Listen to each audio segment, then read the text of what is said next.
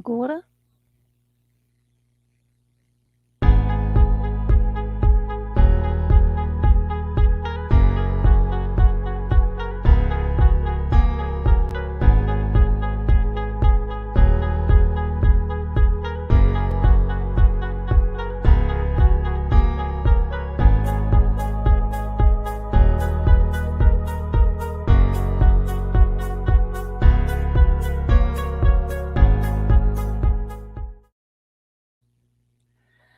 Boa tarde a todos e todos e todes. Sejam bem-vindos à segunda tarde de nosso primeiro encontro de livros em acesso aberto, organizado pela Universidade Federal de São Carlos, a editora da Universidade Federal de São Carlos, é do UFSCar, e a ABEL, Associação Brasileira de Editores Universitários Brasileiros. Então, estamos muito felizes nesta segunda tarde dessas conversas sobre os livros em acesso aberto, de ter conosco 3 pessoas que atuam em frentes, não é, na linha de frente da questão de publicação de monografias em acesso aberto, principalmente em países da Europa. Então, hoje vai ser uma troca de experiências muito rica sobre essas várias iniciativas em prol do livro em acesso aberto. Ontem tivemos discussões muito interessantes e apresentação de resultados sobre esta mesma temática. Então, gostaria de apresentar para vocês nossos convidados que vão estar com a gente hoje, e eu vou esclarecer. A gente vai apresentar vocês a nossos convidados, depois passaremos a apresentação deles, que tem as legendas em português. E depois a gente volta para fazer um debate sobre as temáticas e as questões que foram levantadas nas falas dos nossos convidados. Então, primeiramente, eu gostaria de apresentar para vocês Agata Morka, que ela é uma doutorado em História de Arquitetura pela Universidade de Washington, onde ela conclui sua tese sobre estações de trem franceses, né?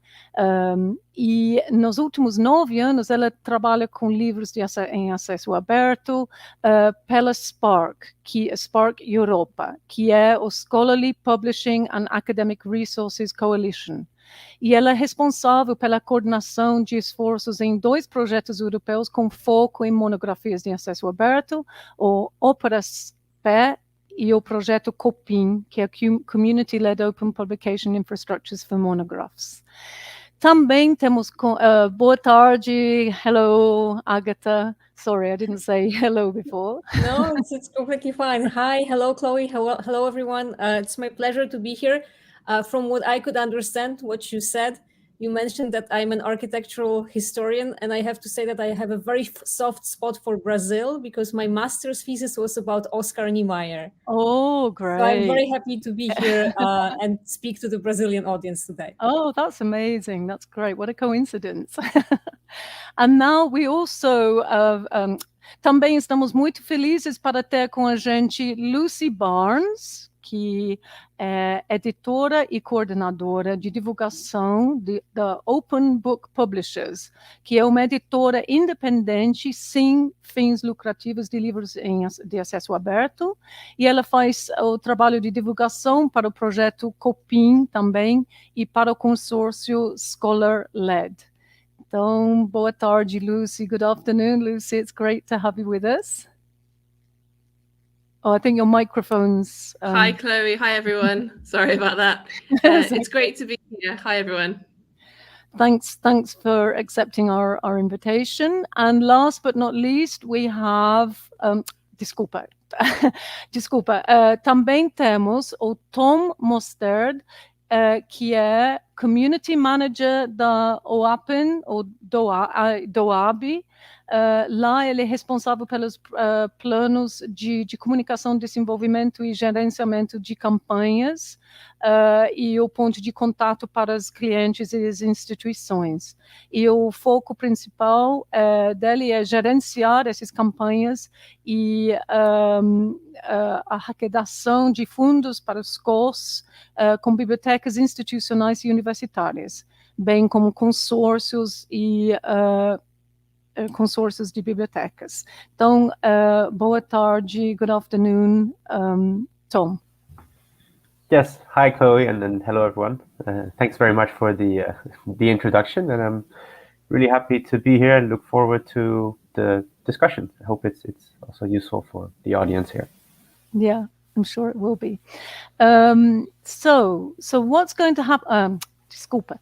Agora, o que vai acontecer agora, gente, é que a gente vai passar a apresentação, como mencionei antes, a gente vai passar a apresentação, que tem as legendas em português, e essa apresentação dura em torno de 40 minutos, e são os 3 convidados conversando e falando e trazendo conceitos e questões em torno de modelos de negócios sobre acesso aberto de livros em acesso aberto. Então, a gente vai passar isso agora e depois voltamos para fazer nosso debate e conversa com vocês sobre as questões levantadas. Então, muito obrigada e daqui a pouco a gente conversa de novo. Obrigada.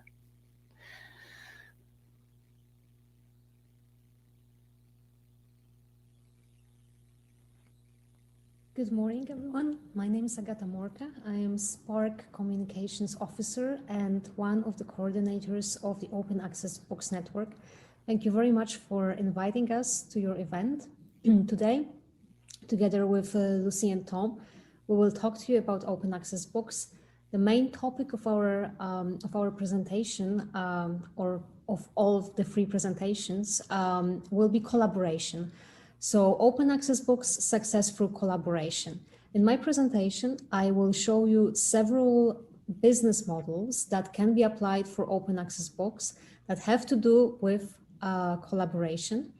I chose these particular examples as they apply to university presses, and I believe that this is something that you would be the most interested in. So let's start. Last year, I was part of the OASPA project and also working on the copying project. Both of these projects look into, among other things, but look into innovative business models for open access books. And in my research for this project, I looked at the existing presses that do publish open access books. I've interviewed them and asked them questions about how it's done in their countries, how it's done in their particular publishing houses, what the challenges are, what kind of obstacles they had to overcome, and how they did it. So hopefully what you will see here today, it's a very short overview of some of existing models, and perhaps some of them will inspire you. I think that before starting diving a little bit deeper into particularities of each of these models, just a general remark. We tend to think that the book processing charges are the only way of doing open access books. This is a very popular business model applied by many commercial presses. However, it is really not the only option. There actually exists a plethora of models that people around the world apply. There is a very good report by my copying colleagues about models for open access monographs. So I strongly recommend looking into it, and you will see that BPC is really not your only option. But having said that, at the same time, of course, it's not that there is one particular model that would work for everyone. There is no one has discovered the holy grail of business models for open access books. What I would encourage you is to look into what is already out there and pick and choose solutions that might be relevant for your particular circumstances. So, as I mentioned, what I will show you today here is a result of research that I've done for the OASPA project. You can see the entire report under the link that you can see on the slide here. I looked into 9 different case studies, 9 different presses that publish open access books. Here today, I would like to show you 4 of them. All of them are university presses from all over Europe. So we have FF Open Press from Croatia, we have Helsinki University Press, we have Stockholm University Press, and we also have a very new model called Opening the Future. So off we go. So how do they do it in Croatia? In my interview with the FF Open Press representatives, we talked a lot about their dependence on one particular revenue stream. And in this case, we are talking about subsidies that come from the ministry. So FF Open Press was founded in 2002, and it is a faculty press, which is associated with the Faculty of Humanities and Social Sciences at the University of Zagreb. So they publish around 30 to 40 titles per year. They publish both books and journals. The 40 titles stands for books. Not all of them are open access, only 30% of them are open access. You will see on my slides some additional information that I'm not going to really comment on all of what you can see on the slide. Just going to pick and choose the information that I think might be the most relevant for you here, and also that goes together with the theme of collaboration. So as I mentioned, FF Open Press depends heavily, or depends thoroughly, on subsidies coming from the Ministry of Science and the Ministry of Culture. So they do not charge BPCs to their authors. What they do, they actually apply for funding that comes from the ministry. And it's a very time-consuming process. It's something that they do in collaboration with their authors. So here's the idea of collaboration that comes into play. They need each year, actually, for a call coming from the ministry, they need to submit each title individually, asking for grants so that the book could be made open access. And just to add to this difficulty, it's not actually a fund that is dedicated specifically to open access books. It's a fund dedicated to books in general. So these open access titles have to compete with regular traditional non-open access titles. So that's the model that they use in Croatia. This is how they do it in Croatia. As I said, they publish quite a lot, from 30 to 40 titles. And they consider their model to be quite sustainable, although what they are worried about is the fact that they depend on this one particular revenue source. So if it happened that these subsidies for some reason are no longer in place, unfortunately, they would not be able to exist. So of course, there are several risks connected to having just one revenue source. How do they do it in Finland? So here is the Helsinki University Press example, which is a really interesting one.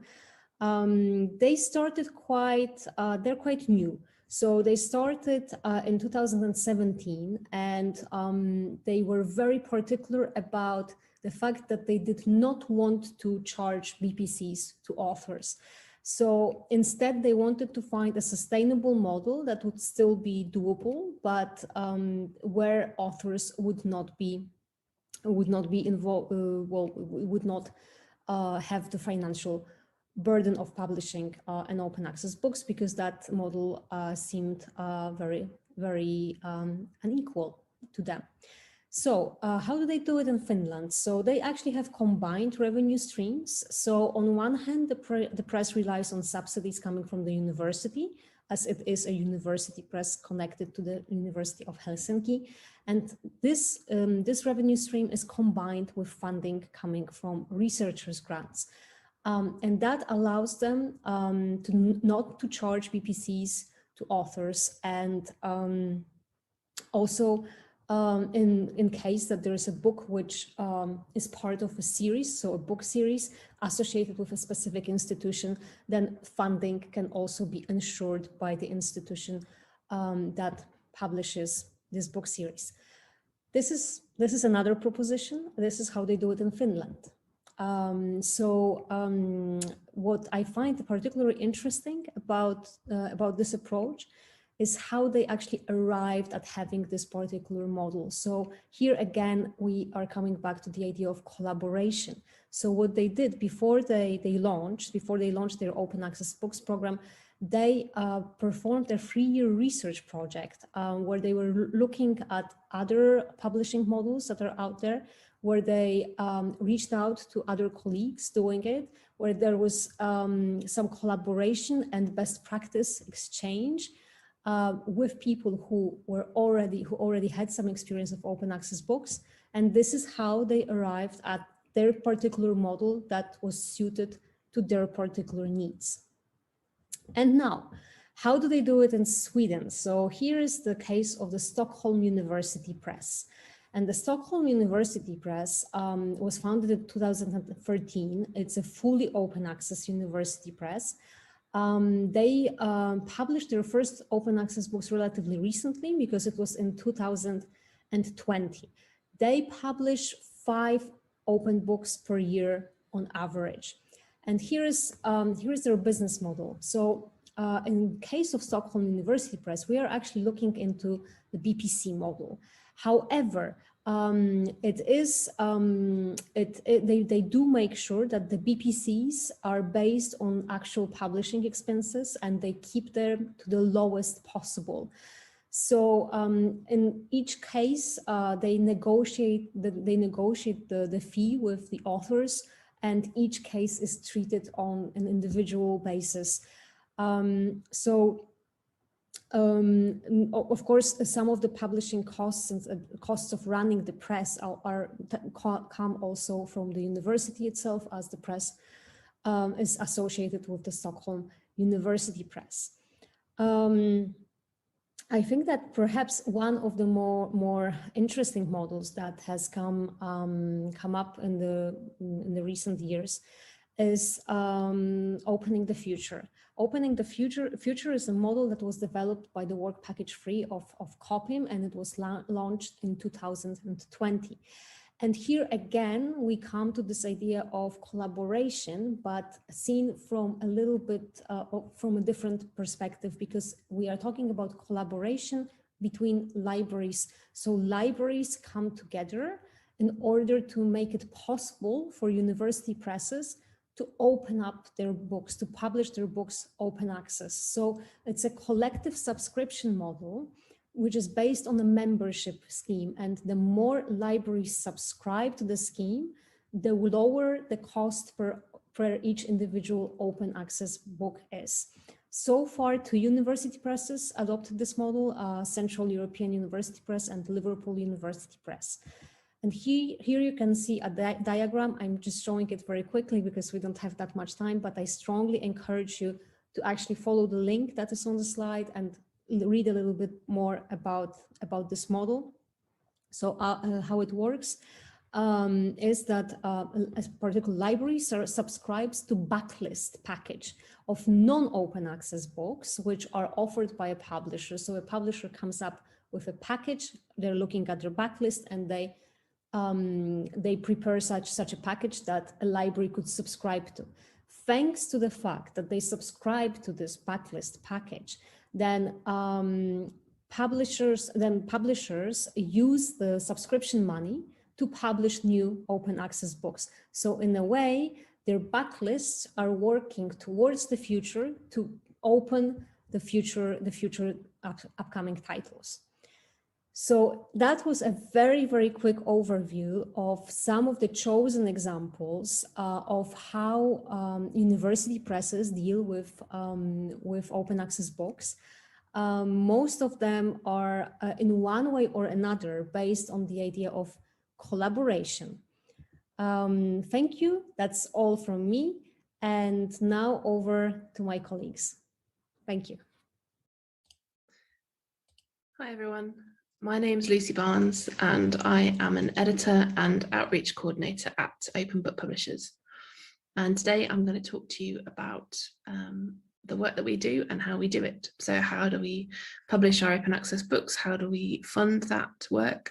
And at the end, I'm going to talk about the importance of collaboration as well in developing and in growing the work that we do.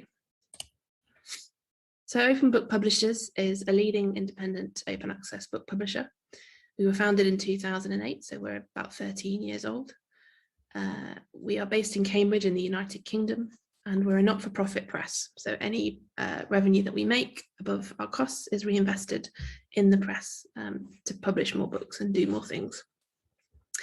We're run by academics, and the aim of all of our work is to make research freely available everywhere. I should emphasize that although we're academic-led, we're not a university press, so we're slightly different to some of the presses who are going to be here today. But hopefully what I've got to say will still be useful and still be of interest. So how do we approach our work? All of our books are published open access using Creative Commons licenses, and they're all published open access immediately on publication, so there's no embargoes or delays of that. All of our books are carefully peer reviewed, so we all of our the proposals that we receive are assessed internally to begin with, and then if we think they are of interest and potentially publishable, we ask for the full manuscript, and that's peer reviewed by at least 2 independent experts, and on the basis of those reports we make a decision. We don't charge authors to publish with us, so I'm sure you'll be aware of the book processing charge model for funding open access, which would be a fee where an author has to pay or a funder has to pay to have a book published open access. We don't run that way. We don't think that's sustainable. We don't think that's a fair way to publish. So we make our revenue through a mixture of sales, library membership and grants, and I'm going to talk in more detail about that shortly. We've published 230 titles to date. And that's currently at a rate of 30 to 40 books per year. Obviously that rate has grown over time, and that's grown over time as we've had more stable sources of income, and we've been more able to hire more members of staff who've then been able to publish more books. And our books are accessed worldwide over 20,000 times each month. And of course, that's just the usage we can actually track. So there'll be more usage than that we can't track. And this is obviously, the purpose of what we're doing. We want our books to be read and read widely. It may go without saying, but sometimes it's worth saying that we publish physical books as well as digital. So open access is not completely online. And in fact, the sale of our physical books is really important to our revenue model, as I will discuss. So we sell paperbacks and hardbacks, paperbacks around £15 and hardbacks around £30. That's pretty low compared to the industry average. And again, it's low deliberately because we want, we have accessibility in mind. We want people to be able to afford to buy our books, as well as to read them online for free. We charge for a couple of our digital editions, and that's mostly so we can get them into a sales pipeline. So that's kind of a distribution thing rather than necessarily a revenue generating thing. And then we also publish free digital editions in PDF, HTML and XML formats. And I suppose the thing I really want to emphasize is that the sales support the open access. So every time somebody buys a book, that makes it possible for us to do more publishing, to do more of what we do. So sales support open access, and that's kind of how it works for us. So I'm now going to dive into our business model, and I'm going to do that using some figures from the last complete financial year, which was 2019 to 20. And first of all, I'm going to talk about our revenue. So you can see we made £229,000 in revenue in that year, and the largest chunk of that came from sales. So it came from what I've just been talking about. The next largest chunk of that came from grants and donations. So I mentioned that we don't charge authors to publish with us, and we don't, but we do ask authors if they're able to apply for grants to defray some of the costs of publication. And if an author can't access any grants, that's fine. That makes no difference to our decision whether or not to publish. But if they can access those grants, then obviously it helps us because it defrays some of the costs of publishing their book. And so this grey chunk here, this grants and donations chunk, it fluctuates year on year. Some years we might get a lot of grants, and then we have a larger chunk here, and some years it might be a leaner year as far as grants go. So if it is a larger chunk, then that can be great because we've got some extra money there and we can reinvest that into the press. But ideally, we would prefer that not to be the second largest chunk. We would like the blue chunk to be the second largest chunk, and that's something that we're working towards. So the blue chunk is the library membership chunk. And library membership, this is a program we've had running since 2015, and it's become really important to the way that we operate because it's a stable income stream for us. And the way that it works is that we charge libraries a fee. At the moment, it's £300 a year. And in return for that, the libraries get some bonuses, some kind of things in return for their membership. So they get free access to all of our digital editions, including the editions that we charge for. And they get discounts on print copies, and they get a few other things like support with open access outreach at their institution. But the main reason that libraries support us is because they want to support open access without charging authors. They want to support the work that we do, and they want to support the way that we do it. So this is something that, as I say, we're looking to grow. And then title services revenues is a fairly tiny part of our revenue, but this is fees that we charge for things like producing indexes, because we normally ask authors to produce an index, and if they can't or don't want to, we can do it for a small fee. And then this is our costs. So you can see 222,000 costs. This is £7,000 less than our revenues. So that's good news for us. That £7,000 was reinvested into the press to be able to publish more books. You can see the largest chunk there is staff. And then we have overheads and title production expenses. You can kind of put those together in a way because that's things like obviously rent, heating, lighting, but also things like the license for the InDesign package that we use to produce our books, things like that. And then printing costs and royalties is the other chunk there, the yellow chunk. So printing costs and royalties, obviously we publish our books through print on demand, so there is a cost involved there, and of course royalties as well to our authors. So that's kind of how the production, how the business model shakes out in terms of costs and revenues for the production of our books. And then you can get to first copy production costs if you take the total costs minus the printing and the royalty costs, because of course those come after the first copy is produced, and divide those by the number of books that we actually published that year, and you arrive at £4,874 per title.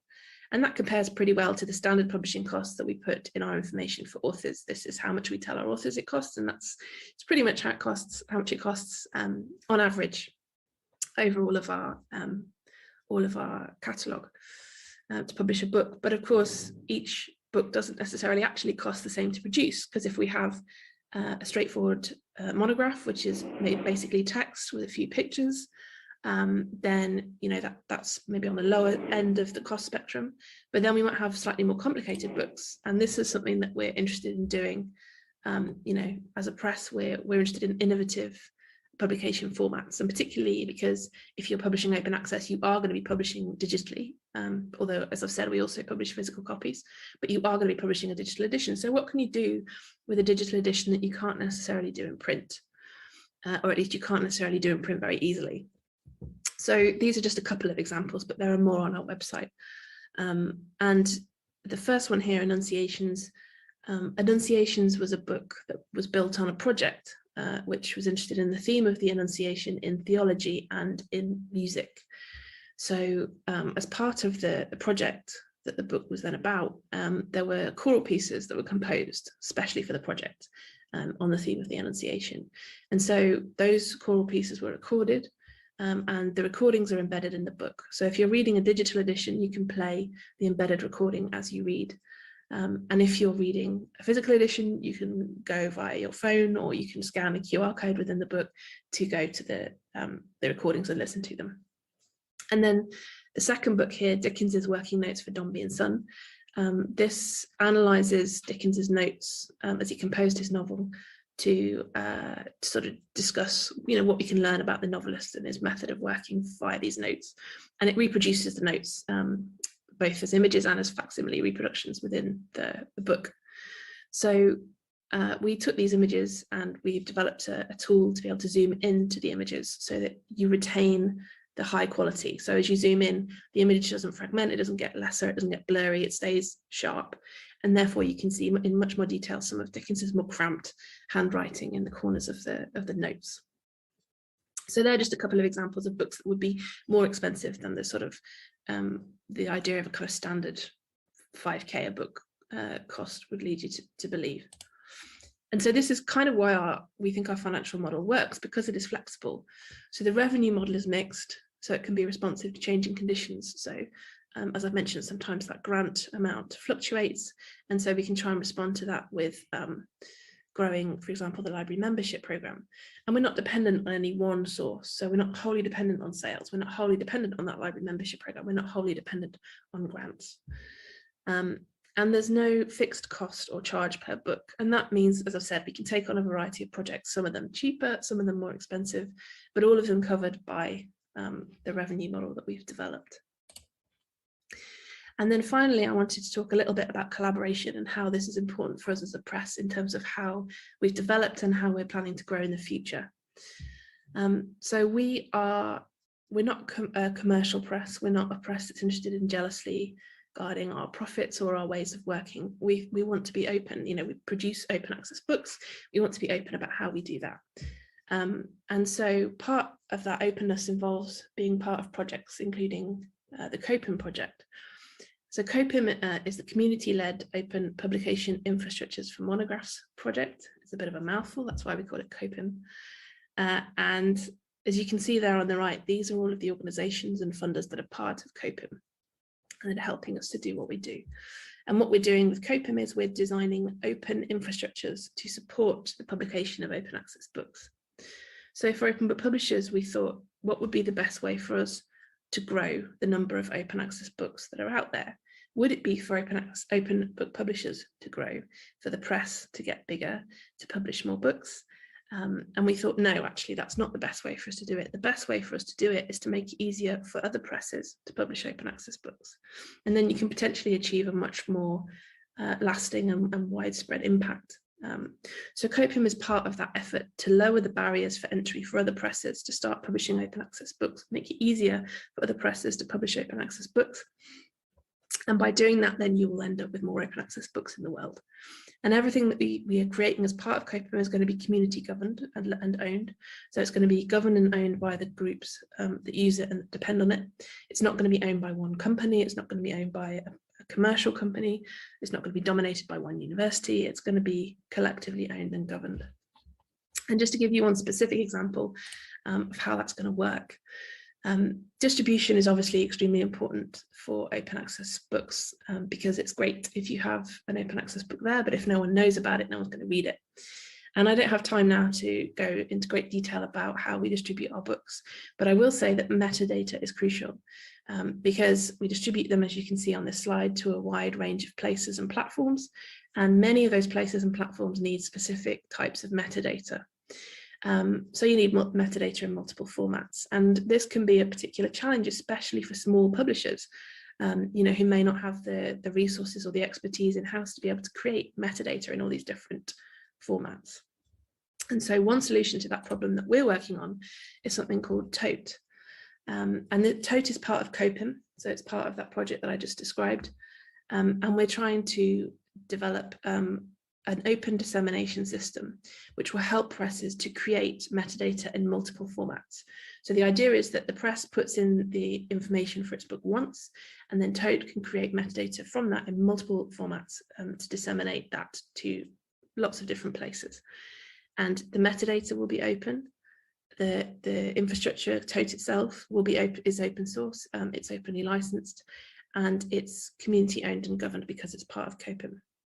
So that's something that I encourage you to have a look at if you're interested. And it's an example of this idea of working collaboratively and the power that collaborative working can have to solve problems, not just for us, but for many presses.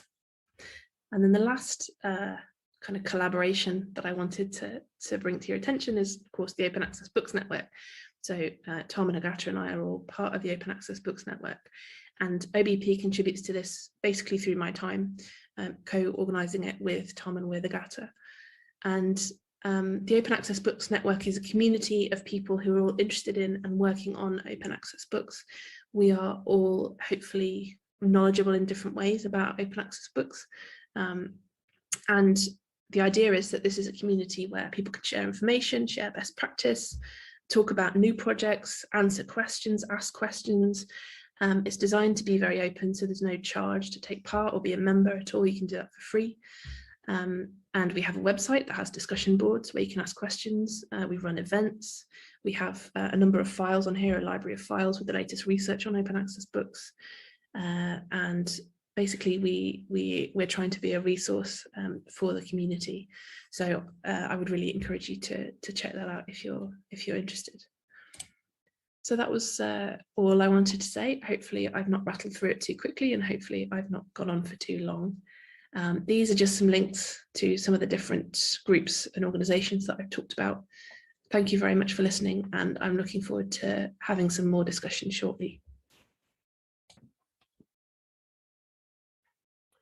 Hello everyone, good day. My name is Tom Mosterd, joining you from the Netherlands here. I am the community manager for the OAPEN Foundation and the DOAB Foundation, which provide infrastructure services that enable open access to scholarly books, about which I'll share a bit more here with you today. To begin with its mission, which is twofold. First of all, to increase the discoverability of open access books, and secondly, to build trust around open access books. And this is what we do in practice by providing 3 services that support open access books. The first being the OAPEN Library, a premium service for libraries, publishers, and funders. The second, the Directory of Open Access Books, a basic indexing service, also known as the DOAB. And thirdly, the OAPEN Open Access Books Toolkit, which is a public information resource for authors. Then I'd like to begin with sharing a bit more about the OAPEN Library and its premium services for these stakeholders. So the library has been launched in 2010 and is a repository specifically built for open access books. And as of today, it includes over 18,000 open access peer-reviewed academic books. And these are all hosted, distributed, and preserved in the OAPEN library. And the library itself runs on the DSpace 6 open source software. As you can see here in the bottom right, the uptake of the library has increased quite dramatically in recent years, where we used to see just over 1 million downloads in 2016 for the complete library. In 2021, so far this number has already approached 8 million downloads, which shows the increasing uptake of open access books through the library. Now the OAPEN library also allows for easy integration with library catalogs and key discovery services. All the metadata is openly available under CC0 and is also output in various metadata feeds such as Mark XML, CSV, Onyx XML, and also has an OAI, PMH harvesting, and a REST API available, which makes it very easy for libraries and third-party services to connect to the libraries and to the publisher's content that are available within it. The library is also indexed by Google Scholar, the DOAB, Microsoft Academic, OCLC, Unpaywall, and many other third-party services. These can be discovery services, library providers, pretty much anyone who would have an interest in including open access books. Now, this is what a web page would look like for an open access books within the library, where you can see it includes key metadata such as the abstract, a URL, keywords, a digital object identifier or the DOI, and also information about the authors, contributors, and links to download the full text PDF or to view the PDF online. There's much more information available or that could be entered for each book, and this is just a part of it really. So that was a very brief introduction of the OAPEN library. then now I'd like to briefly share a bit more about the Directory of Open Access Books, the DOAB, which, unlike the Open Library, does not host the books, but instead provides a basic indexing service for them. The DOAB was launched in 2012 and is an international hub for peer-reviewed open access books, and includes over 44,000 open access books, and again from 500 open access book publishers, and these are all academic book publishers, which range from, I think, some of the more known global publishers to very small specialist publishers that all have an interest in publishing peer-reviewed open access books. Again, all the metadata is freely available, and also the DOAB is run on the DSpace6 software. And similar to the Open Library, it also allows for easy integration with library catalogs through its various metadata feeds. And here, what you can see in the graph in the bottom left is the number of titles that have been added to the directory in recent years. And here you can really see that ever since its introduction, it has been slowly growing, and this growth has really accelerated in the last 3 years, where in 2019, 20, and 2021, for each year, over 8,000 books have been added to this hub. So to date, 44,680 open access books are included in the directory, and these are books in 82 different languages. And as you may have expected, a good number of those are in English, but also nearly half of all the books are available in and published in non-English languages, where you can see that there are a good number of German language books included, French language books, but also certainly Portuguese and Spanish language open access books. So this really shows the bibliodiversity that is there when it comes to open access book publishers, and is also represented when we look at the types of publishers that are publishing open access books, which range from large to small publishers and really come from all parts over the world. For this audience, I'd like to briefly zoom in on the DOAB and Cielo Books and how we currently work together with Cielo Books. As you can see here on the bottom, there was a recent announcement in June on a new partnership, which seeks to further enhance publisher discoverability and simplify workflows really, and make it easier for publishers to add their books to the DOAB. And this can be done by simply continuing to work through Cielo and requesting a check to see if the books can be included into DOAB, which they then automatically will be to save the publisher work. And this improves the presence of Cielo Books in the global flow of scholarly communications, and also for the publishers. And here I'd add that Cielo Books is currently one out of the 4 so-called trusted platforms that we work with. And this is a network of platforms from around the world that help with including books into the directory, but also for us to better understand and work with the publishers from different regions and also accustomed to different publishing practices. Then I'll briefly mention the DOAB certification service, which is currently in beta. And this is a new service that we're developing to increase the transparency of the peer review practice for publishers and books. And this was really to try and open up the black box of peer review, where currently in the DOAB there's some information available on this, but we'd very much like to be able to, for publishers to expand upon this and to include more information on the reviewed object, the review process, the decision process, and the review timing, for instance. And all with the aim to really include the peer review process, information on the process in the directory, and to increase trust amongst authors, readers, libraries, and funders in these open access books, and their publishers.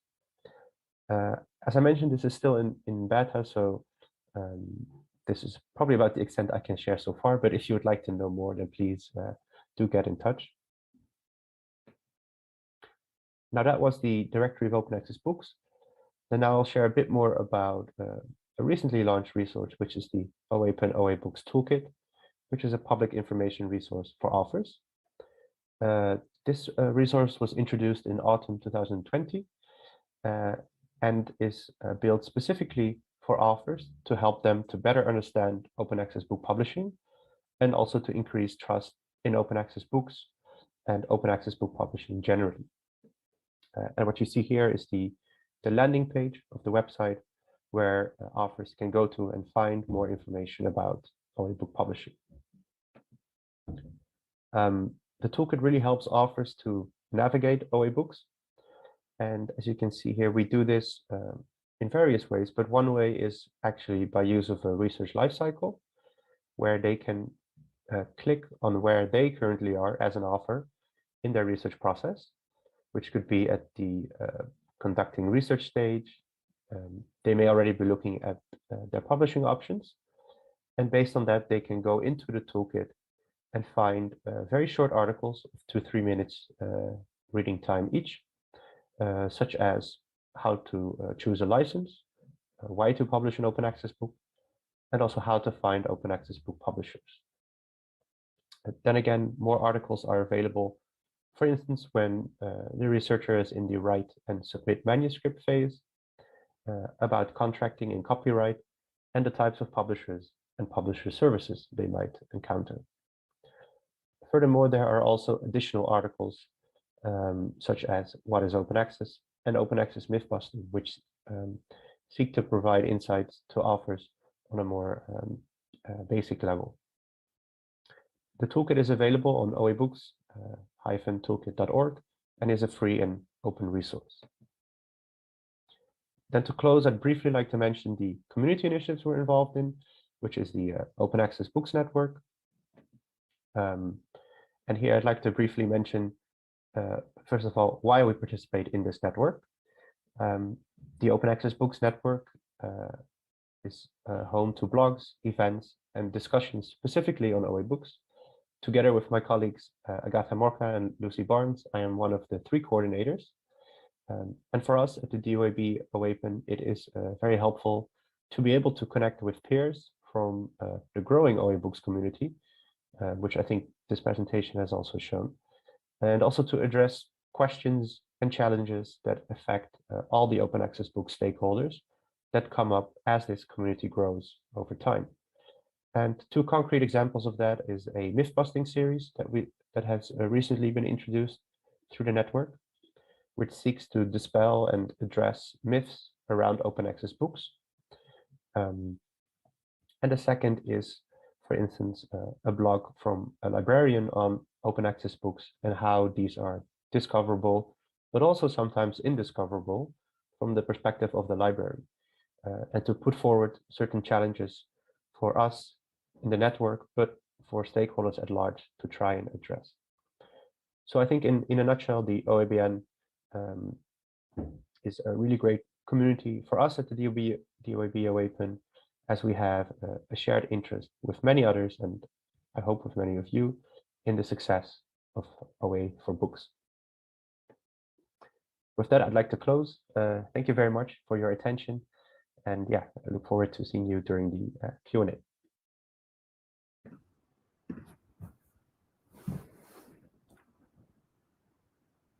Lucy, Tom, we have some questions here on the people watching on YouTube, and there are also people watching on Facebook, mainly from the Brazilian Association of University Presses. So I'm not sure if any questions have come in there. Let's go to the questions then. I'm not sure, are you going to put them on the screen, Mauricio or Wilson, or? Okay, so the first question there, I'll translate, which is either for Agata or Lucy, that Fatima, who asked this question, she would like to know a little more about the subscription model that the library subscription model that you both mentioned, and that she wants to know specifically if there was good acceptance or uptake from the libraries in relation to this proposal. Lucy, I think that's for you, because I think that you're closer to this. Yeah, sure. I can try and give an answer to that. I think it varies really. So there are some libraries who are keen to support open access initiatives, and I think particularly because the price point that we sort of pitch our membership at is quite low. So if there is a librarian who is committed to open access and is interested in arguing for it, then the budget can often be found to support our membership program. But I think it is true, and I think Martin Eve has talked about this as well in the context of the Open Library of the Humanities, that there is a group of, say, maybe around 200, 300 libraries who tend to support a lot of open access initiatives. But then obviously there are a great number more universities out there who at the moment aren't necessarily supporting them for whatever reason. So we think that part of that is a challenge in terms of outreach and, making sure that these libraries are aware of what we're doing and trying to persuade them that we're worth supporting. And I think possibly there may also be budgetary reasons as well in some cases why some libraries can't or don't choose to support the programme. But I think it's something which more presses are thinking about as a way to support open access books without having to rely on a book processing charge. And so it'll be interesting to see then, does that mean that everybody's competing for the same 300 odd libraries, or actually does that mean that the model is something which will grow and which will, more libraries will be convinced that actually this is something we do need to support, and that the sort of the pool that we're all that we're all looking towards for support will also grow. Eu só vou sinteticamente resumir aquilo que a Lucy falou em português. Eu acho que a maior parte das pessoas teriam entendido, mas ela fala que tem em torno de 200, 300 bibliotecas que apoiam essa iniciativa, mas ela fala que de fato tem um número maior de bibliotecas que apoiam iniciativas e a filosofia de acesso aberto, é só que tem essa questão orçamentária, se bem que a assinatura em si não é um grande investimento que a biblioteca teria que fazer, porque trata-se de 300 libras por... não, tudo bem, Alice. 300 libras por ano, que é em torno de acho que é 2 mil e poucos reais, né? Então não é um grande investimento que a biblioteca tem que fazer. Mas eu vou só esclarecer com Lucy se eu conseguir entender o número de bibliotecas que de fato estão involvidas. Lucy, did you say that just to confirm 100%, is it like 200, 300 libraries that are supporting this currently, or is it fewer? So at the moment, I think OBP has just over 200. And I think when Martin talks about the group that tend to support open access programs, I think he sort of numbers it at around 300. Yeah. So we think for us, we've still got a little way to go with those libraries, and then hopefully more beyond that. Sì, só queria confirmar que era em torno de 200 ou 300 bibliotecas e é esse número mesmo. Can I just ask, are those libraries mainly located in which countries? So there's a large chunk in the UK and the US, but there are also libraries from other countries around the world who support the programme. And it's also something that we offer to libraries in developing countries at a lower rate or no fee at all, partly because we think it's useful to sort of to reach out to those libraries to say, maybe at some point in the future you'll be able to support this, and in the meantime this is the kind of thing that we're doing, and this is how it can be good for university libraries. So it's in that way it's a kind of also a kind of outreach tool for us as well. Sim, então a maioria dessas bibliotecas eles estão localizadas nos Estados Unidos ou no Reino Unido, mas também em várias outras partes do mundo, e que essa taxa de assinatura pode ser negociada para algumas bibliotecas em países em desenvolvimento ou ser totalmente zerado, né? E negociando e conversando para futuramente, possivelmente, pagar a assinatura. Okay, thank you very much. Fatima asks another question, which would be, what are the main difficulties for the institutions to actually do these subscriptions, to pay for these subscriptions? I think to some degree it varies from institution to institution. So some libraries have a dedicated open access officer, or somebody responsible for the open access development, and those libraries, I think, tend to be more supportive because that's something that they're looking out for. They want to try and support. With other libraries, you might be having to go through, say, their acquisitions person, and in that case it's slightly different because in a way, you don't need to acquire open access materials because they're already out there. So sometimes that can be a challenge. Libraries often want to see a kind of local return on investment. They want to see, are these resources being used in our library, and how can we track that? And at OBP, we can do that to a degree. So we use the IP addresses of the library to see, is that library using our resources? But of course, you don't have to use that IP address. You could access them as a student from that library elsewhere, and we wouldn't be able to track that and say it came from that library. So there are challenges like that involved, I think. Uhum.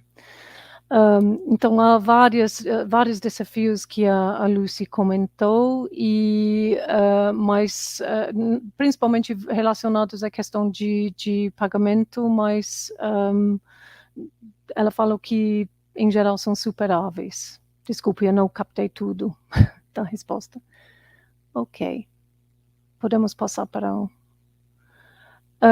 Wilson, que é nosso querido diretor da UFSCar. Wilson, who is our director of the University Press at Federal University of San Carlos, which is one of the organizers of this event. Wilson says, congratulations, Lucy, for your presentation. You said that you have books that you publish in open access, and also for the physical book. What's the criterion that you use for choosing, deciding which titles are going to be open access and which will be the physical copies? So all of our books are published in open access and in physical copies. So everyone is available in both. You can get hardback, paperback, EPUB, Mobi, and they're all charged for a certain amount of money. And then you can get the HTML, PDF, and XML editions all freely available. And they're all published in the same formats in those formats on the same day. So there's no embargo period or anything like that. So they're all available in open access and in print from the first day. Okay. Eu acho que ficou claro que eles não decidem, eles publicam, cada título vai ser publicado em acesso aberto ou em formato EPUB, em vários formatos, e além de ser publicados em formato impresso. Então eles não fazem uma escolha. Qual é a próxima? Marisa Araújo, ela pergunta, she's asking, Lucy, I'd like to know more details about the indexing of the books. The question of the new software, the open software you mentioned, which, how do you pronounce it? Is it Toth? Tote, I think, but we all have a range of pronunciations. Okay, right.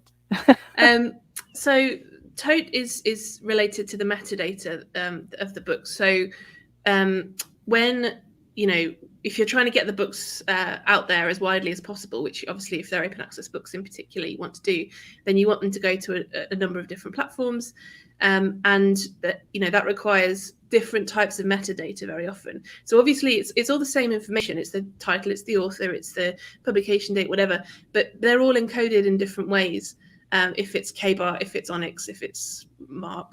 And so as a press, for you to try and produce all that information in all those different formats is quite a lot of work and quite a lot of technical know-how needed.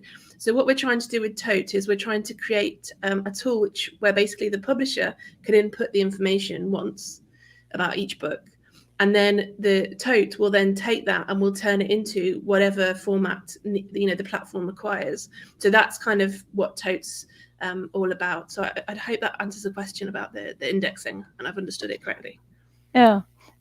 Eu vou tentar explicar que tote, ou toth, a gente até fez uma piada sobre como que você pronuncia, que tem várias pronúncias, mas basicamente eu entendi como uma forma de agregar formatos diferentes de metadados que existem já em esses vários formatos que ela falou, tipo Onyx e Cart e o outro que era Mark, eu acho, e ela fala que como várias plataformas, as diferentes plataformas usam esses formatos distintos de metadados, esse tote ele vai meio que padronizar. Então a editora, isso fica mais fácil para eles, porque eles só têm que entrar os metadados uma vez só.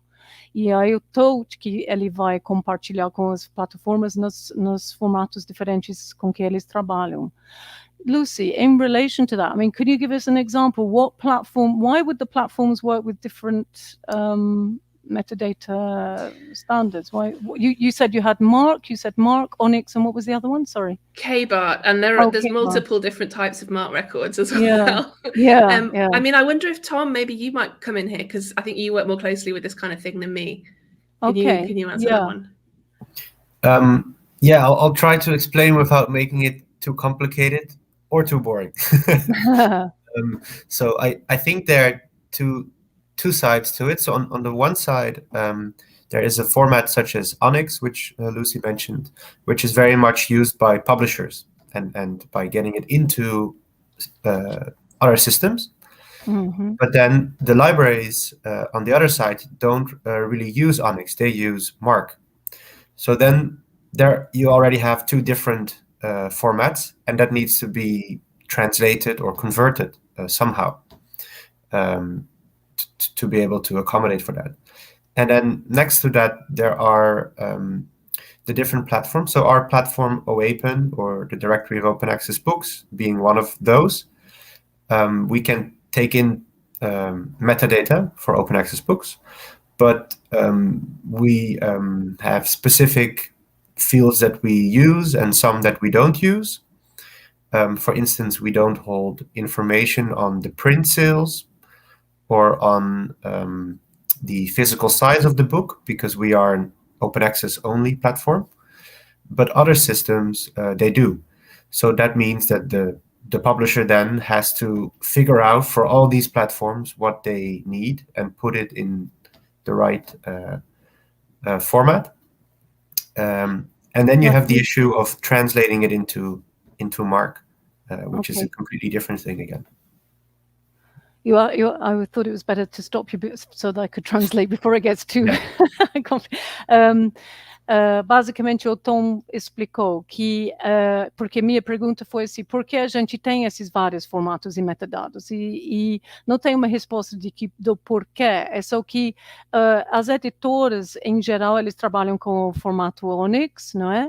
E aí as bibliotecas, como a gente sabe muito bem, trabalham com Mark. E uma plataforma como o OAPEN, que é a biblioteca OAPEN que ele apresentou, eles não vão usar alguns campos que, por exemplo, que você tem nos metadados do Mark, eles não vão usar certos campos, tipo o tamanho físico do livro, porque eles são de acesso aberto, e essa questão de tamanho físico não é relevante para falar de livros em acesso aberto. E também eles não usam outro campo, que é print seals, que seria talvez uma... não sei muito bem exatamente o que é print seals. Tom, what's print seals? That field that you mentioned in that you don't use in OAPEN, you don't use the physical size, and you gave the example of print seals. What's that? Sorry, print or print sales or any kind of sales oriented. Sales, as in sales of books. Ok, yeah. Sorry. E também eles não usam, por exemplo, um campo que se refere às vendas dos livros, porque também, sendo de acesso aberto, não é um campo que eles precisam. Então, basicamente, existem essas variedades por causa das necessidades de cada plataforma. Thank you very much. Tem outra pergunta aqui. Wilson asks that he mentions there's this tendency in Brazil to think that an open access book can't be treated as merchandise. It's not really, it's not merchandise. He puts it in quite a kind of is kind of dead as merchandise. That it's not going to be bought. Does that happen does that happen in your country? I presume he's talking about United Kingdom, but maybe that applies to all the other countries here represented. Yeah, I mean, I think it's certainly a widely shared perception, and it's some of the calculations that presses make if they charge a book processing charge are based on the idea that they will not sell anything, and that's just the whole cost of producing the book has to be paid up front by the author or by the author's funder. But in fact, that's not the case. I mean, we certainly sell plenty of copies of our books. As I pointed out, it's our largest income stream to support what we do, despite the fact that everything is available open access at the same time, because some readers want print copy, some readers want to support what we do by buying a book, some libraries prefer to have print copies. And there's also, I don't know how true this is because I don't think there's been enough research done on it, or publishers perhaps aren't opening up their books enough, but there's this phrase called the showroom effect, which argues that if something's available freely online, it actually encourages people to buy because they read a bit online and think, oh, this is really good, I'm going to buy the copy. And then they've got the physical copy. Mm-hmm. Então a Lucy basicamente responde essa observação do Wilson, dizendo que tem-se essa percepção e por isso tem existido esse modelo de book processing charges, não é? De cobrança de taxa de produção de um livro em acesso aberto, pelo qual o autor ou agência de fomento tem que pagar pela publicação do livro em acesso aberto, porque tinha essa percepção que não seria uma mercadoria, né? Mas ela fala que não, de fato isso não é o caso e que eles percebem que tem uma certa porosidade, não, entre os formatos diferentes e que às vezes até tem um efeito vitrine pelo qual um livro que é disponível em acesso aberto, a pessoa possivelmente começa a ler e lê em formato digital, em acesso aberto, e decide comprar o livro em formato impresso também. Embora eu gostaria de mencionar aqui que uma das nossas editoras que responderam um survey que foi aplicado, comentou que uma editora aqui do Brasil comentou que às vezes teve o efeito contrário, não é? Sendo que um livro que estava vendendo bem impresso, quando eles disponibilizaram os títulos em acesso aberto, eles caíram as vendas impressas. Lucy and your colleagues, I was just mentioning that we had the opposite mentioned yesterday in a discussion, because University Press mentioned that they made available some titles in Cielo, the titles that were selling well in physical copies, and then as soon as they made them available in open access, the sales of the physical copies went down. So, but is there another one? Yeah.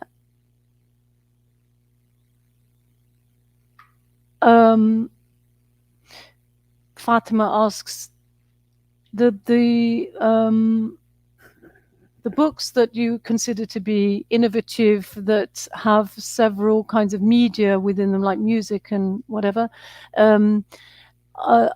are they sold as ebooks, or are they in open access? Are they actually sold, or they're all open access?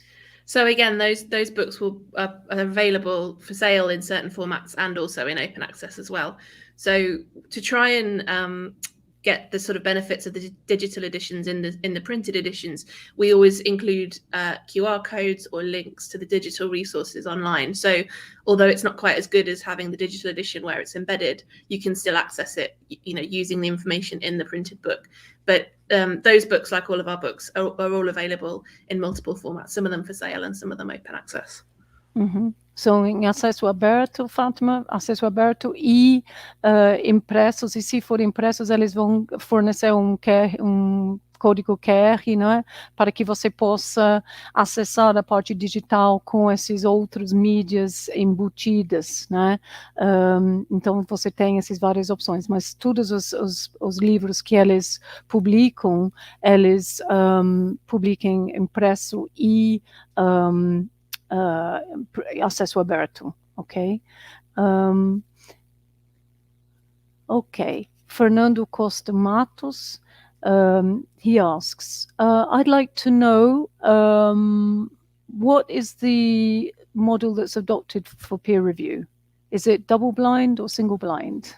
I think that's... It's single blind, yeah. Single I can talk blind. a bit more about that if it's useful. Yeah.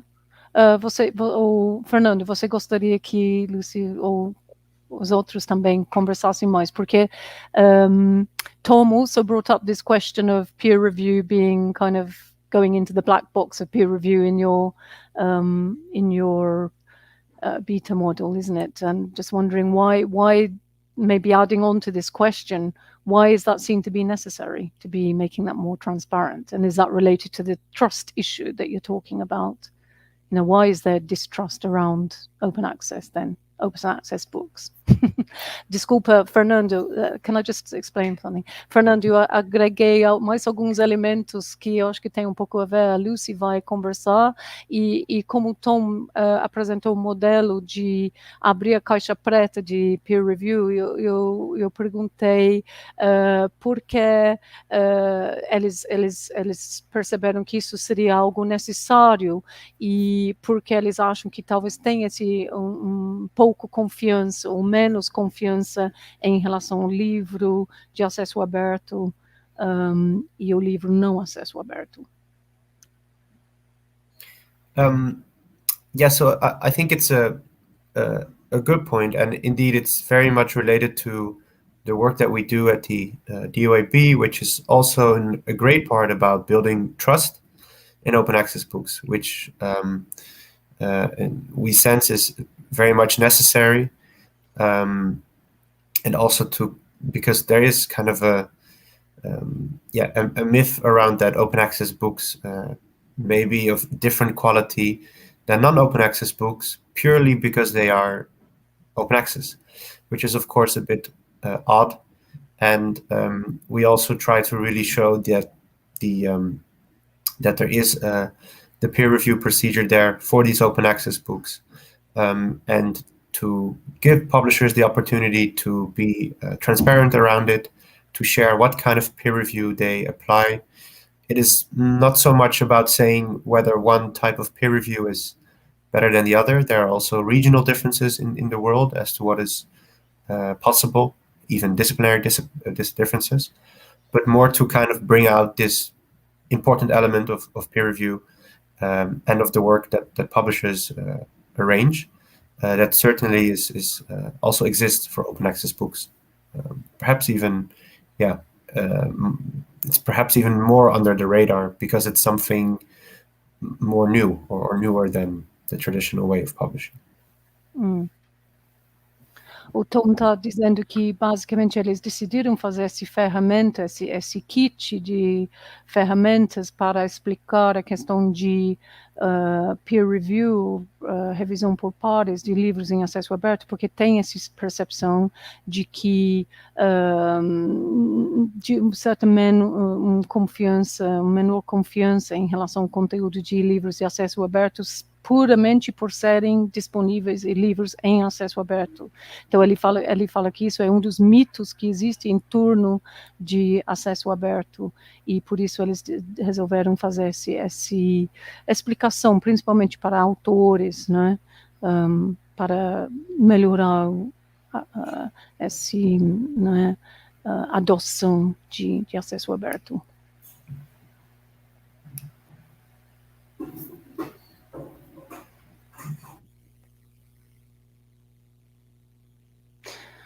And related to that question, there's another question about that project, is it related to DOAB, the certification of editorial flow of books in open access and the peer review process? Is it a software or a tool within DOAB?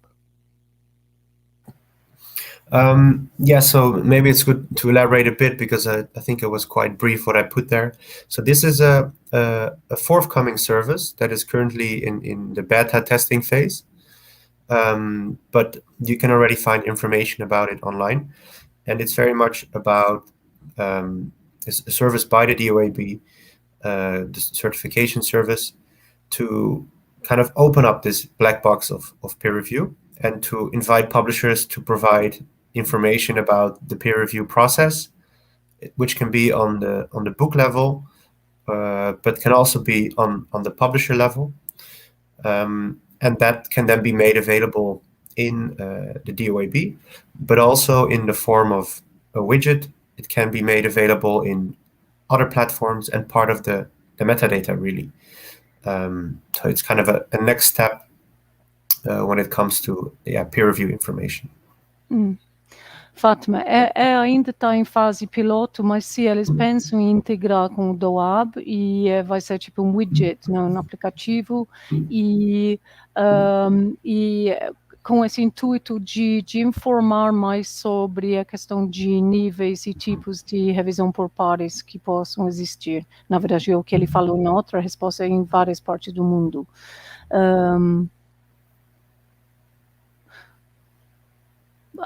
Não sei se eu entendi muito bem essa pergunta, Fátima. The presses are going, will they receive kind of how do you call it when you get a kind of a stamp, not a stamp of approval, a stamp of approval, is it? Yeah. Yeah, or a seal or a stamp. Oh yeah, seal. Yeah. To put their books. I'm not sure where she means in DOAB or yeah. So we have two things. One is the service that we offer now already, and that we have our standard requirements that to be included in the DOAB, the books should be academic books, and they should have undergone some form of peer review.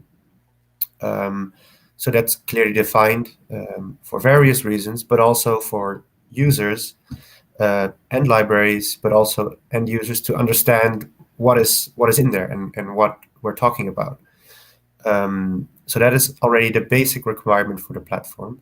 And with this service, we allow the publishers to take it a step further and to provide more transparent information and to make that available.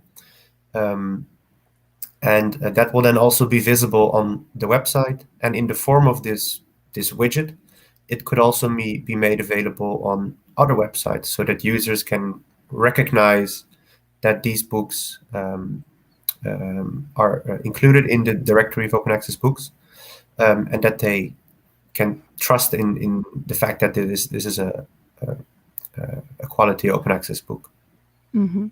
Fátima e todo mundo, para ter livro no DOAB, eles já têm que passar pelos critérios de ser livro acadêmico que passou pelas revisões de pares. Então, eles vão agregar pouco mais de informação sobre esse processo de revisão por pares via esse widget, como se fosse aplicativo que pode ser fornecido em outras plataformas além do DOAB, né? Então, sim, eles já passam por certos critérios para serem incluídos no DOAB. Né? Related to that question, you mentioned that DOAB has got a partnership with Cielo Books. Does that mean that if a university press, for example, in Brazil, wants their books to be indexed by DOAB, they don't have to go through Cielo Livros, do they? Cielo Books. I'm just going to translate the question for the audience, sorry. Minha pergunta foi assim, ele mencionou o Tom mencionou na apresentação dele que DOAB fez uma parceria com o Cielo Livros, e minha pergunta foi assim, se uma editora universitária quisesse que seus livros fossem indexados pelo DOAB, se ele não tem que necessariamente passar pelo Cielo Livros, minha pergunta é se ele pode ser diretamente incluído no DOAB. So it is possible to just directly get in touch with us and to see if the books can be added. I have to. My colleagues are more involved on the publisher side, so that I don't know the full details. But the main reason why we've set up this kind of partnership with Cielo Books, and also in other regions such as France with Open Edition, is to be able to better accommodate for the regional publishers, and to have better ways to engage with them as well. Because we would like to prevent the situation where we have one set of requirements and everyone has to adhere to those. And through these kinds of partnerships with established partners in the region, it can make it easier for us to accommodate the local publishing practices as well. Uhum. Então, a resposta à minha pergunta foi basicamente que ele não trabalha diretamente com as editoras, mas os colegas dele trabalham, e que eles são abertos a receber, e eles vão avaliar cada caso, mas que eles entendem que esse tipo de parceria que eles fizeram com o Cielo Livros, tal como eles fizeram na França com edição, não sei como que chama na França, que eles entendem que isso permita que o DOAB, eles vão ter uma maior articulação com as práticas de publicação e editoração de livros científicos em cada região. Então, é como se fosse uma forma de ficar mais imbricado com os valores e tal, culturais, né, de cada região.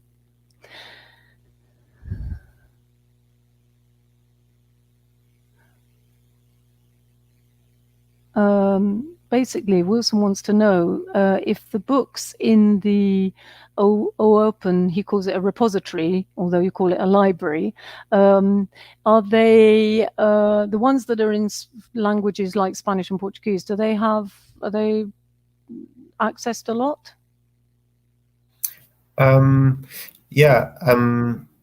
It is indeed a repository, but also a library. We kind of use it a bit interchangeably, but usually the library, when speaking to librarians, when speaking to librarians or for people to understand. But to come back to the question, the books are very well used, and we see very interesting usage patterns actually around the globe. And for the OAPEN repository, we also capture the usage data, similarly to what Lucy shared for Openbook Publishers.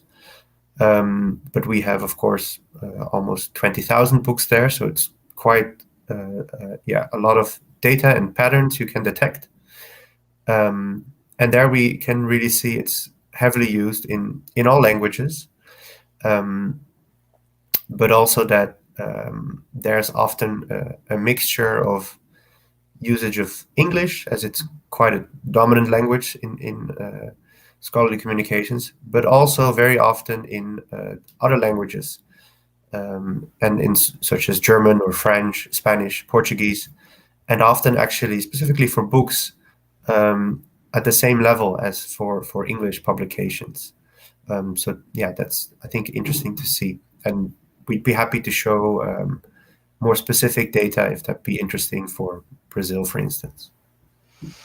O Tom fechou a resposta dizendo que eles eles podem fornecer e compartilhar os dados de acesso que eles recebem com a gente, com pessoas no Brasil, se a gente gostaria de saber, porque ele fala que se eles percebem que tem bastante acesso de várias partes do mundo, não importando a língua, tem um acesso, um interesse bem razoável, mesmo sendo que o inglês é a língua dominante dessas obras. Wilson asks Agata, your presentation was excellent. In Brazil, we don't have this concept. We don't use the concept of book processing charge. Could you tell us could you tell us more about it? Quanto representa essa taxa em relação how much does this charge represent for the sort of the global cost of the production of a book? Wilson, thank you for this question. I'm very happy to hear that the book processing charges concept is not really that big in Brazil. That's great. Unfortunately, it is big, especially among commercial publishers. This is usually the default model that they use for open access books. So it's very widespread in terms of and these book processing charges, they can really vary. They vary greatly. They can be from 500 euro to thousands of euros, going up to 20,000 if it's a special books, special kind of a book. So your question, how the actual charge relates to the production costs? Well, I'm afraid that it doesn't really relate. It's not a one-to-one definition for sure. I'm afraid that the production costs are a very, very small fraction of most of book processing charges. At least that stands for big commercial publishers. Agata nos diz que esse modelo de book processing charge, que seria uma taxa de cobrança pelo processamento do livro, né, ela fala que ele é muito utilizado, né, muito, de fato, pelas editoras comerciais, é o default para publicação em acesso aberto, que eles vão cobrar, antes de processar o livro, uma taxa, e que isso pode variar de 500 euros até milhares e milhares de euros. E ela fala que, infelizmente, isso não tem necessariamente uma relação com o custo de produção daquele livro. Ela fala assim que, de certa forma, da forma com que ela responde, a gente percebe que as editoras, de certa forma, aproveitam, né, ela não falou isso, mas eu estou dizendo que ela riu quando ela respondeu que não reflete necessariamente nos custos de produção do livro, por isso tem tanta variedade.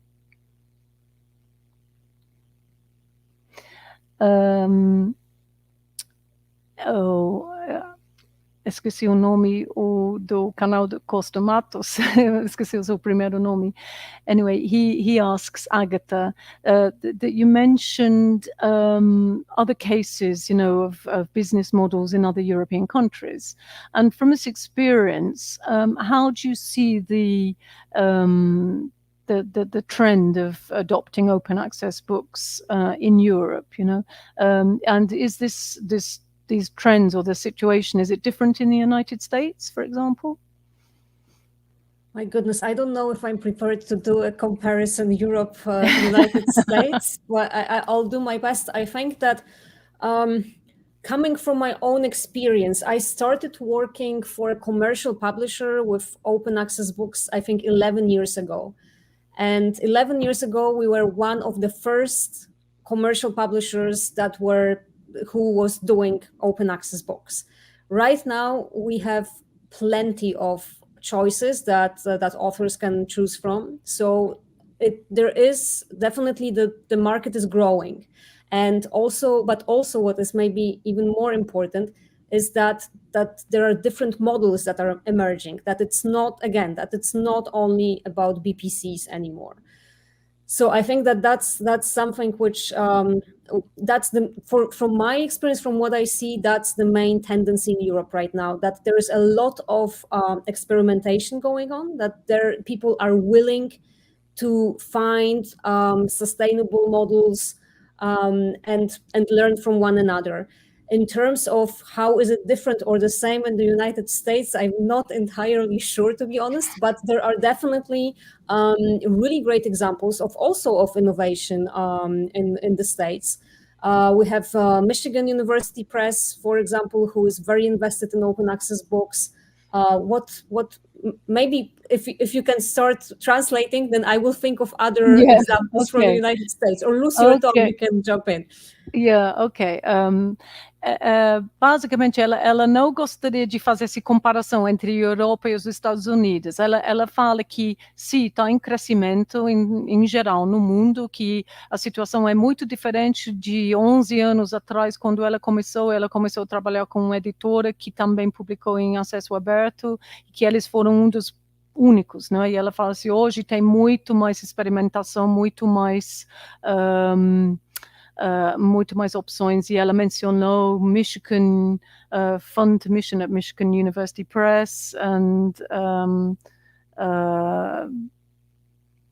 e aí ela falou que eu poderia traduzir, ela ia pensar em mais alguns, e Lucy colocou aqui no chat que tem o Direct to Open at MIT, né? Mas, em geral, a Agata não gostaria de fazer essa comparação, sendo que ela pesquisa muito mais nos países da Europa.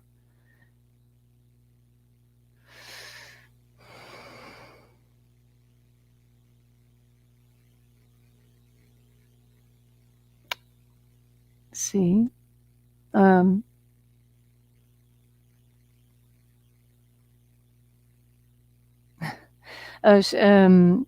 Fatima is saying she read the report that you mentioned in your presentation from Coping, I think, about the different models, the business models, and she wanted to know the revenue models, yes.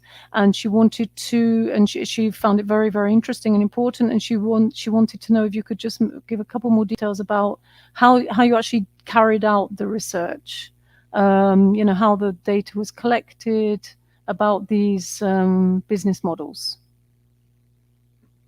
Okay, so I have to specify something, because the research that I've done went into a different report, which was done by Operas. However, I also worked on the copying project, so I can comment on how they did their report. So it was a lot of desk research. They spent months, I think, just doing desk research portion of it. And then they were also interviewing presses. But I think that the main effort went into preparing these sort of how to say it, because really they have at least, I don't know, 70 different models that they mentioned in this report. So they had to come up with some sort of way of classifying them or finding clusters that they could then report on. So I think that was the biggest effort that went into this report. So again, desk research, but a humongous amount of desk research, and then also interviews, conversations with these specific presses that they mentioned in the report. Mm-hmm. Basicamente, ela falou que ela especifica que ela trabalhou mais num outro relatório, mas também ela tinha a ver com essa pesquisa, e ela falou que a forma predominante de coleta de dados foi pesquisa de mesa mesmo, de fato feito no computador, ou que a gente talvez chamaria de pesquisa documental, não é? Buscando nos sites das editoras e tal, mas também, e ela falou que inclusive eles levantaram em torno de 70 modelos de negócios, 70 modelos diferentes de modelo de negócios de editoração, de acesso aberto, mas e também eles entrevistaram alguns desses editores também. Então, acho que respondeu, né? Thanks.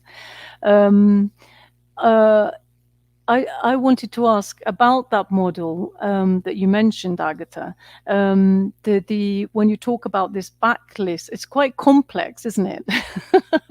And I'm just wondering if anybody else wanted to understand it a bit more. I mean, maybe it's not the moment to get into too much detail, but you seem to be the model seems to say that the libraries subscribe to these backlists of the editors. They get the print copies, the physical copies of these backlists. Is that right? To put in their collections, yeah? And then with those subscriptions for which they receive those backlists, they then are contributing with those same editors, presses, for the publication of open access books. Is that right? I think it's about right, but I know that Lucy also knows it very well, knows this particular model very well, because it comes from Copim. So Lucy, if you want to specify. Yeah, I think I'm right in saying that the subscription is actually to ebook editions rather than physical copies. Okay, right. Ebook editions that the libraries would normally have to pay for. Yeah. Yeah. Exactly. Yeah, so they're using their backlists to then generate revenue they can spend on open access fund list. Yeah.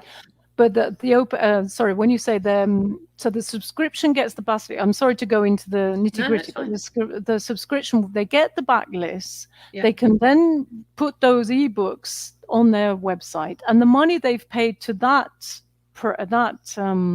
press, that money is going that press is going to invest in open access books, is it? Yeah. Yeah. Exactly. Okay. Então, gente, eu só queria... Tinha modelo que a Agata mencionou na apresentação dela, e eu queria entender pouco, porque é aquela que chama-se... sorry, what's that model called again? Opening the Future. Oh, yes. Opening the Future, abrindo o futuro, né? E pelo qual... E isso, aí existe essa colaboração entre as bibliotecas e as editoras. As bibliotecas pagam um tipo de assinatura que a Lucy mencionou na fala dela também. Elas pagam uma assinatura, recebem títulos não mais publicados, o que eles chamam backlist, mas eles são de e-books, que essas bibliotecas podem daí incorporar na sua coleção, não é, no acervo, e o dinheiro que eles pagam à editora vai ser investido na publicação de livros em acesso aberto. Então, por isso eles meio que fazem esse jogo de palavras, tipo com o back, que é meio do passado, investindo no futuro.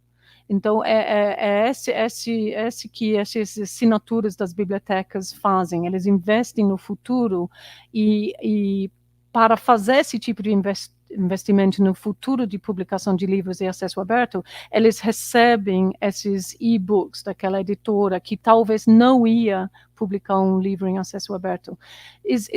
Was it necessary to kind of encourage the editors? Which side had to be encouraged more in that subscription model? The libraries or the other stakeholders, the publishers? Well, I think so. The key thing about this model is it's a kind of transitional model in a way. So it's for a press that hasn't done open access before. So they have the closed access backlist, and they want to find a way to move towards open access without risking all their revenue streams. So the idea is that by using that backlist, they can then sort of take the leap, fund some open access books with money which has already come in, but not via a BPC, and that then gives them time to start thinking about, how else they might be able to do open access. So this is a way basically for them to start producing open access books, in the next year, while still thinking about, how do we move fully to this model more long term. So I think it's more reassuring really for the editors and for the press than it is for the libraries. I mean, you still have to persuade the libraries that it's worth buying into, but it's more reassurance for the press as they transition towards open access, that they've got this revenue coming in. Minha pergunta foi assim, nesse modelo que é bastante novo e inovador, né? qual ator tem que ser mais convencido, a biblioteca ou a editora? E a Lucy explica que, de fato, é um modelo mais de transição. Essa editora, provavelmente, ele só produziu livros para comercialização, né? E talvez queira fazer essa transição para produzir livros em acesso aberto. Então, de certa forma, tendo essa parceria com a biblioteca, quando ele recebe essa assinatura da biblioteca, ele está meio assim minimizando os riscos e vendo como que é para entrar nesse mercado entre aspas, de acesso aberto. Então, ela falou assim, ela fechou a fala dela falando que provavelmente são as editoras que têm que ser mais convencidos de que eles poderiam tentar essa transição para acesso aberto. Well, we've touched on many questions, and we actually have to finish now because we've got another session coming up afterwards. Eu estou dizendo para os nossos convidados que a gente tem uma próxima sessão que seria muito interessante vocês participarem, porque vamos debater algumas questões levantadas hoje e ontem, não é?